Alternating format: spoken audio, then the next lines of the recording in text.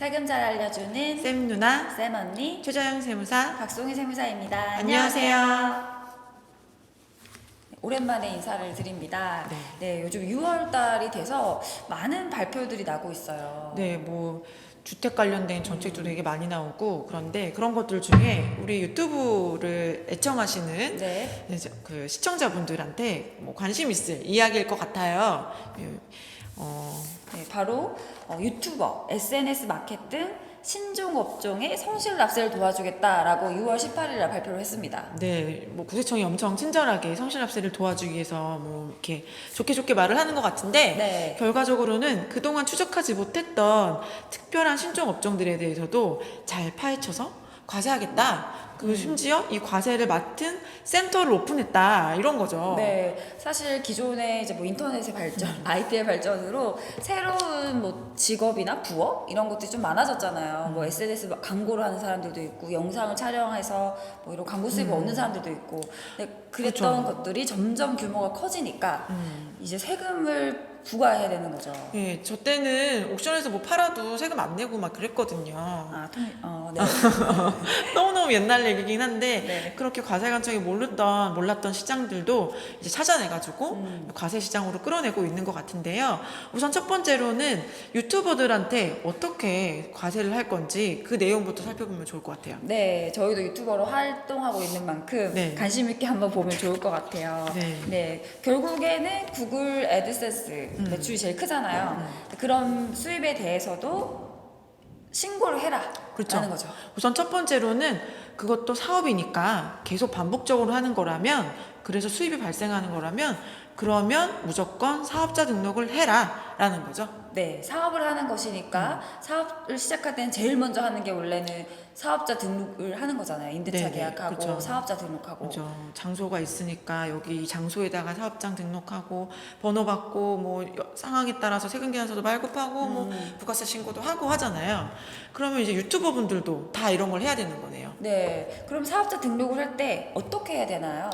여기서 지금 방금 저희가 중요한 얘기를 했는데, 네. 사업장이 있는 분들의 경우에는 일반 과세자로 등록을 하는 거예요. 네, 일반적인 사업을 하는 거랑 똑같다라고 보는 거네요. 네, 그렇죠. 사업자 번호를 일반 과세로 받는 거죠. 네, 그렇지 않고 사업장도 없고 사람도 없고 물적 시설도 없고 아무것도 없는 정말 나 혼자서 활동하는 사람의 그러니까 일신에 나만이 활동해서 하는 경우에는 면세 사업자로 등록이 가능합니다. 맞습니다. 그 둘 중에 뭐 키포인트라면 물적, 인적 시설이 있느냐인 네, 거죠. 물적 시설은 사실 쉬워요. 사무실 임대 뭐 이런 게 기준이 될 수 있겠죠. 인적 시설은 뭔가요? 인적 시설은 이거 일하는 사람이 혼자 일하느냐, 아니면 누군가랑 같이 일하느냐, 누구를 두고 있느냐, 이런 것들이 인적 시설이라고 볼 수 있죠. 적어도 둘 중에 하나가 있으면 일반적인 사업을 하는 걸 보겠다라는 기준이겠네요. 네. 그래서 뭐 이 얘기를 들으시면서 나 그러면 이 유튜브 사업이 잘 돼가지고 지금 사업장을 따로 냈는데, 혹은 혼자 하기 힘들어서 편집자를 두고 계시는데, 이러면 나 사업자 등록해야 되네. 그럼 일반 과세자니까 부가세 내야 되네. 나 너무 나빠지는 거 아니야? 라고 걱정하시는 분들이 계실 것 같아요. 네, 그런데 좀 다르죠? 네, 부가가치세가 영세율을 적용받습니다. 네, 우선은 부가세는 매출의 10% 빼기 매입의 10%에서 남은 금액을 납부하고, 혹시나 마이너스가 발생하면 환급을 받잖아요. 네, 그런데 면세 사업자는 환급이 안 돼요.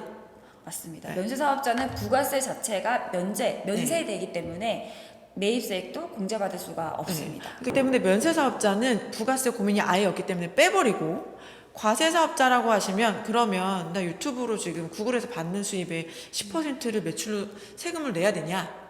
아니라는 거죠. 네, 10%를 적용하는 게 아니라 영세율 0%를 적용하니까 매출액 곱하기 0%가 빵! 예, 빵이에요. 그러니까 내는 게 없어요. 네, 사례를 가지고 한번 보면 네네. 될 것 같아요. 사례가 A씨가 2010년 1월 1일부터 6월 30일까지 제작한 컨텐츠를 해외 플랫폼 운용사 유튜브 같은 데 업로드를 하고 받은 수익이 5만 불이라고 합니다. 5만 불. 그러면은 이 5만 불 달러인데 네. 어떻게 네, 계산하나요? 5만 달러 환율은 지금 1,200원 가정을 할게요. 네. 그럼 매출이 어떻게 되나요? 5만 달러 곱하기 1,200 1,200. 하면은 6천만 원. 네. 많이 버셨네요. 네, 그럼 6천만 원에 원래는 부가세 10% 하면 600인데 그렇지 않고 해외 매출 수출 이런 네. 수입에 대해서는 영세율 적용합니다. 원래 수출하거나 이런 것들은 0%가 맞거든요. 그러니까 지금 구글 사업하는 것도 해외 수출했다고 보는 거죠. 네. 국위 선양하신 거니까. 네. 네. 0%. 네. 그런데 내가 사무실을 임대하기 위해서 이때까지 임대료를 5개월 동안 1,000만 원을 썼어요. 부가세 별도 100만 원 내고 그러면 매입세 공제 받을 금액이 100만 원이 있는 거죠. 그럼 아까 매출세액은 0%라고 하셨으니까 0이고. 근데 매입세액은 100만 원이면 0에서 100만 원 빼면 마이너스 100만 원. 네, 그 마이너스 100만 원, 100만 원 환급을 받으실 수 있습니다. 오, 좋은 거네요. 네, 그렇죠. 그러면은 우리 유튜브를 운영하시는 이 창작자들의 경우에는 사업자 등록하는 게 전혀 손해보는 상황이 아닌 거네요. 그렇습니다. 뿐만 아니라 뭐 카메라라든지 컴퓨터라든지 뭐 기타 사업에 필요한 뭐 도구들도 있을 거잖아요. 그렇죠. 뭐 영상보다. 마이크도 있고. 네, 그리고 소품 쓰는 것도 있을 네, 거고요. 맞아요. 저희야 뭐 이러고 하고 있지만. 네. 그런 것들에 대해서도 10% 매입세액을 환급받을 수 있기 때문에 그렇게 꼭 손해보는 건 아니에요. 네, 그러면 규모를. 다만 매출이 노출된다? 근데 매출 노출되는 거는 뭐 꼭. 이제 다 알 거예요. 네. 이번에 종합소득세 신고해보신 분들이라면 국세청에서 그 안내문에 나는 당신이 유튜버인 걸 알고 있어 라고 다 써놨잖아요. 네, 해외에서 국외에서 발생하는 외화 매출이 있는 거를 알고 있으니 신고하세요라는 내용이 있었거든요. 네.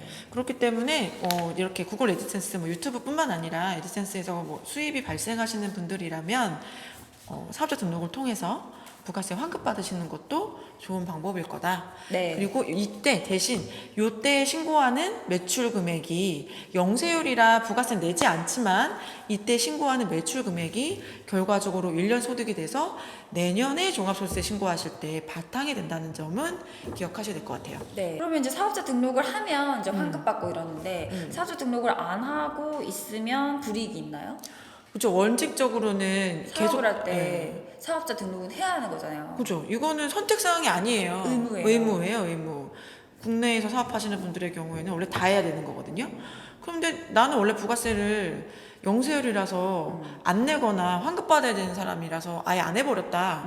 그러면 부가세 안 내도 되는 거 아니야? 부가세 안 냈으니까. 아니에요. 사업자에서는 이제 당연하게 사업을 할 때는 사업자 등록번호가 있어야 되기 때문에 사업자가 사업자 등록하지 않은 경우에는 미등록 가산세가 있고요. 아, 찜찜하네. 네, 미등록 가산세는 1%예요, 매출에.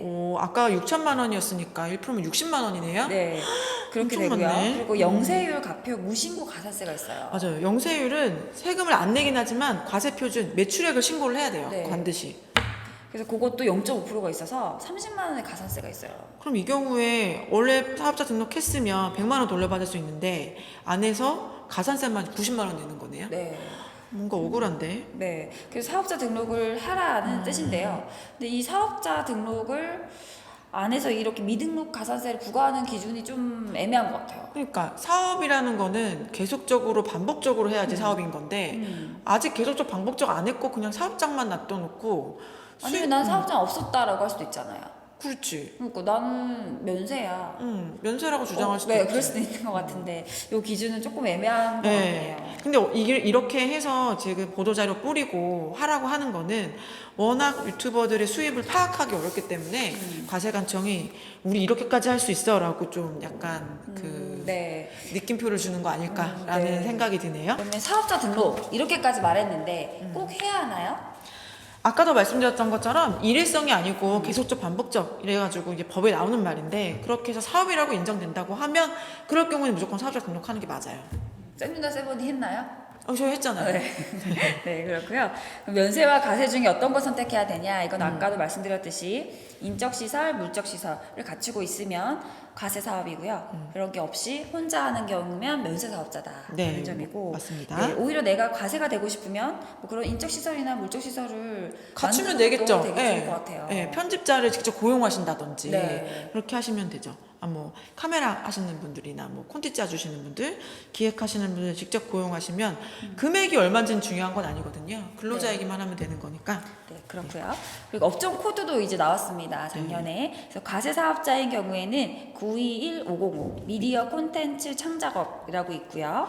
면세 사업자의 경우에는 1인 미디어 콘텐츠 창작자 해서 940306이네요. 네, 94로 시작하는 게 보통 이제 1인 이제 뭐 인적 용역 하시는 용역이죠. 분들이죠. 제일 기타가 940909 뭐 이런 것처럼. 네, 네. 네, 이렇게 사업자 등록하면 부가세 신고는 언제 하나요? 과세 사업자의 경우에는 개인 사업자는 1년에 부가세 신고 2번 합니다. 1년 상반기 거 7월 25일에 하고 하반기 거는 내년 1월 25일에 하게 되는데 혹시나 뭐 특별하게 간이가세자다 이렇게 될 경우에는 1년에 한 번만 하죠. 1월 25일에. 네, 그렇게 되고요.